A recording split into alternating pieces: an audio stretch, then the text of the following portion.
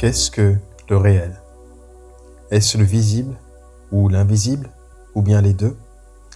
Comment pouvons-nous transformer nos pensées, qui sont donc intangibles, en des choses physiques, et donc transformer nos rêves en une réalité tridimensionnelle? Et que cela peut se répéter encore et encore de manière scientifique.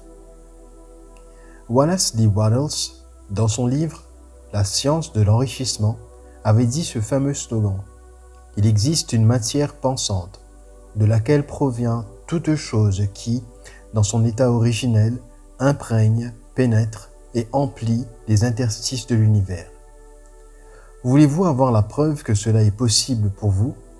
Alors, installez-vous confortablement et restez avec nous jusqu'à la fin de cet épisode.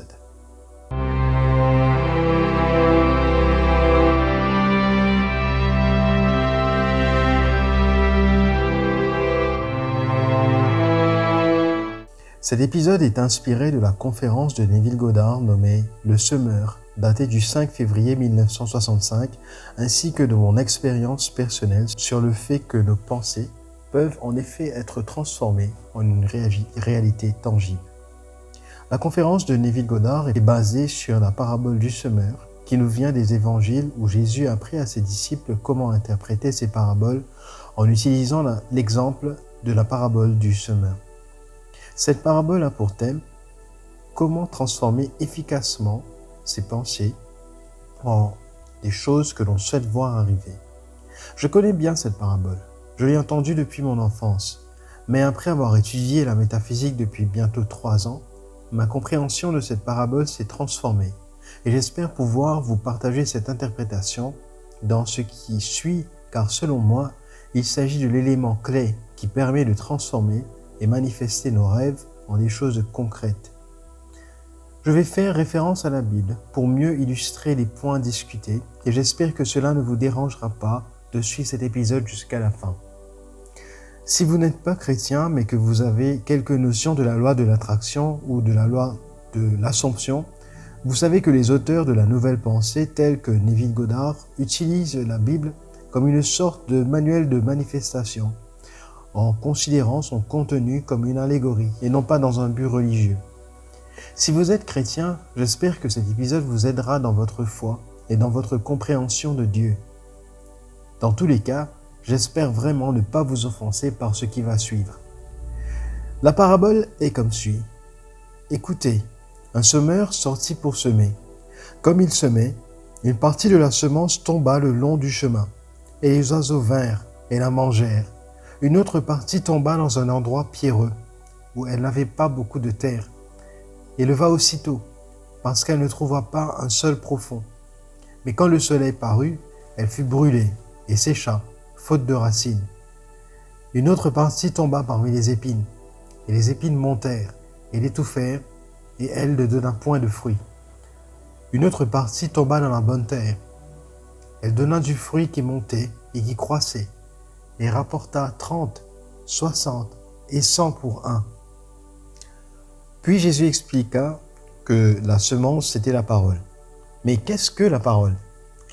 Je me rappelle avoir eu une grande discussion avec quelqu'un à ce propos, car pour moi, la parole, c'était simplement la parole de Dieu. Ou bien ces phrases en rouge dans la Bible qui montraient que c'était Jésus qui parlait. Pour la personne avec qui j'eus cette discussion, il s'agissait de ce qui sortait de la bouche de son pasteur. Je ne veux choquer personne, mais j'étais à l'époque beaucoup opposé à ces pasteurs utilisant des versets bibliques, ici et là, pour supporter leur prédication du jour. Aujourd'hui, je pense que tout le monde est libre de penser ce qu'ils veulent. Si mon moi actuel demandait à mon moi du passé, d'il y a environ 5 ans, ce que je comprends par la parole, je répondrais qu'il s'agit de Jésus, qui est la parole faite chair. J'aurais soutenu mes arguments en utilisant l'évangile de Jean qui dit « Au commencement était la parole, et la parole était avec Dieu, et la parole était Dieu. » Mais mon moi du présent ne serait pas tout à fait d'accord avec mon moi du passé, car je dirais que cela n'explique pas ce que signifient les mots « la parole ». Rappelez-vous, dans le précédent épisode où nous parlions de Neville Goddard, qui définissait Dieu comme étant notre propre imagination humaine et merveilleuse. Le docteur Joseph Murphy disait que Dieu est la pensée subconsciente, qui est la pensée commune à toute l'humanité. Dans mon épisode à propos de la vibration et la fréquence, je disais qu'il était possible de ressentir le moment où nous sommes en harmonie avec notre subconscient. Nous le ressentons au centre de la poitrine, comme une sensation de bonheur. Et nous le ressentons au travers de nos émotions. Mon moi présent dirait que la parole, il s'agit de toute parole audible qui sort de la bouche des gens.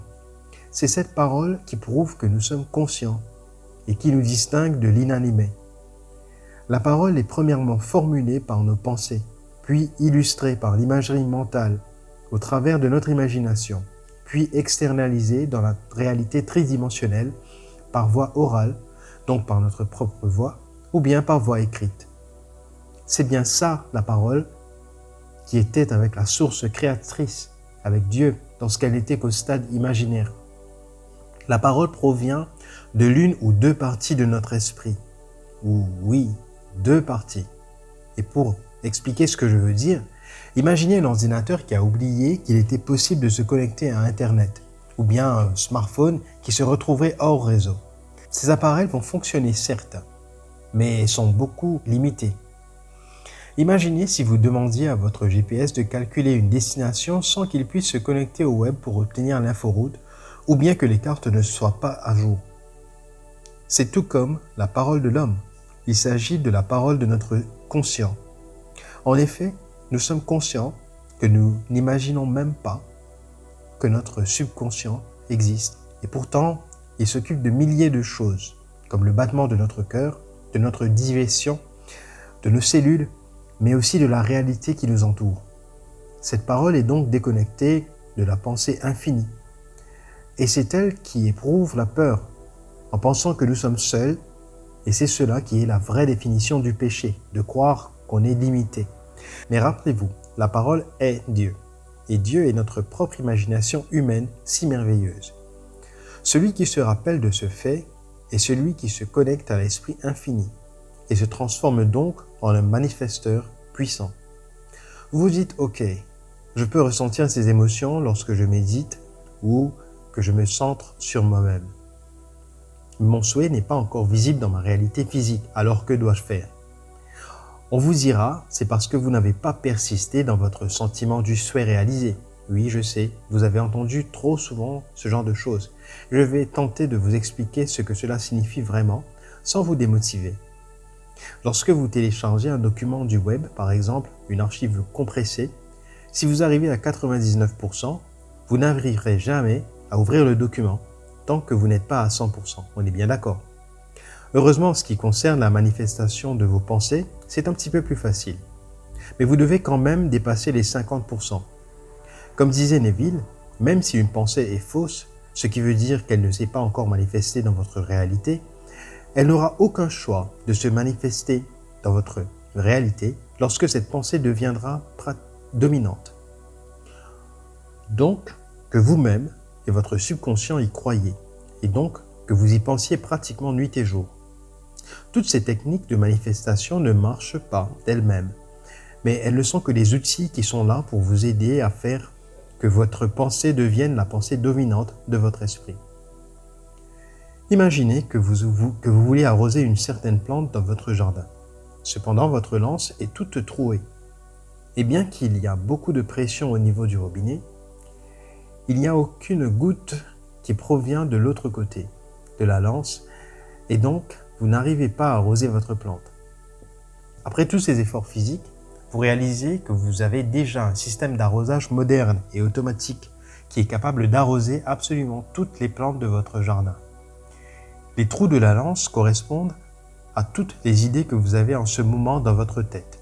Ces idées sont une source de distraction qui vous empêche de vous focaliser sur votre souhait, tels que les particules de lumière concentrées comme un laser puissant qui transformerait alors votre pensée immédiatement en quelque chose de tangible dans votre réalité. Le système d'arrosage automatique correspond à la solution qui existe déjà et est accessible via votre subconscient. C'est comme avoir une connexion directe avec Dieu. C'est ça la loi de la croyance. Commencez par croire que la solution est en vous. Je vois trop de personnes qui se disent qu'ils n'arrivent pas à manifester leurs rêves parce qu'ils ont je ne sais quelle maladie qui les empêche d'utiliser les techniques telles que la visualisation. Vous devez simplement commencer par croire que vous êtes un manifesteur puissant et croyez-moi, ça marche. C'est en commençant par affirmer jour après jour « Je suis un puissant manifesteur et tous mes rêves deviennent réalité » ou bien « Ma vie se transforme de mieux en mieux tous les jours » que vous arriverez à voir du changement dans votre vie en vous répétant ces affirmations mais surtout pas comme des perroquets. Croyez que ça marche et vous vous sentirez réellement heureux. Faites-le matin, midi, après-midi et soir, juste avant d'aller vous coucher. Jusqu'à présent, vous étiez comme une personne avec des tentacules de calamar accrochés à votre dos qui s'accrochent à toutes les choses et vous empêchent de vous progresser. Vous pouvez utiliser la puissance de votre imagination humaine pour vous débarrasser instantanément de ces obstacles et de vous focaliser sur votre rêve. Terminons cet épisode par un extrait du livre du Dr Joseph Murphy, Votre droit absolu à la richesse. Dans cet extrait, vous découvrirez une affirmation puissante qui a aidé des milliers de gens à réaliser leurs rêves. Rappelez-vous que la magie se passe lorsque vous affirmez que votre rêve est réel juste avant de vous endormir. Veuillez laisser un commentaire ci-dessous pour nous confirmer que vous allez relever le défi de faire votre affirmation plusieurs fois par jour en écrivant « Oui, je relève ce défi ». La sagesse de Dieu, sa puissance, ses énergies créatives s'étendent et se sont exprimées à travers moi, comme une branche et une extension de la vie d'un arbre. Je suis un enfant de Dieu. J'ai pour héritage toutes les richesses, les privilèges et les bénédictions des richesses de Dieu. Je me concentre sur Dieu et je m'identifie comme uni avec cette présence infinie. Je crois en la substance infinie et en l'approvisionnement infini. Je crois et accepte mentalement que l'infini me couvre de ses richesses, m'apporte l'harmonie, l'inspiration, les bénédictions et l'abondance dans ma vie. Je suis un avec mon Père. Son pouvoir créateur est mien. Sa sagesse, sa force, son intelligence et sa compréhension sont aussi ma sagesse, ma force, mon intelligence et ma compréhension. L'intelligence infinie me conduit dans toutes mes voies et son esprit de richesse est mon abondance et mon bien-être. Je dirige mon esprit et mon cœur vers les richesses de l'infini et la prospérité me suit dans tous mes efforts. Dieu et l'homme sont un. Mon Père et moi sommes un. L'infini a dû imaginer l'arbre de séquoia avant de le matérialiser. Cette pensée a contribué à produire l'arbre, malgré que les siècles ont dû passer avant sa matérialisation. Le penseur infini, lorsqu'il a pensé au séquoia, n'a pas causé l'apparition immédiate de cet arbre, mais il a causé le mouvement de toutes les forces nécessaires à la matérialisation de l'arbre à travers la sagesse suggestive s'opérant à travers la semence. De la même manière, lorsque vous imaginez que vous êtes libéré de tous vos soucis et embarras financiers, vous devez réaliser que vous êtes un penseur et que vous pouvez créer des idées, des images, des plans, des objectifs. De plus, soyez conscient que toutes les structures physiques, les inventions et toutes les choses façonnées par vos mains ont trouvé leur origine dans votre esprit via l'imagerie mentale. Vous ne pouvez rien créer dans ce monde jusqu'à ce que vous ayez pensé cette chose en son existence.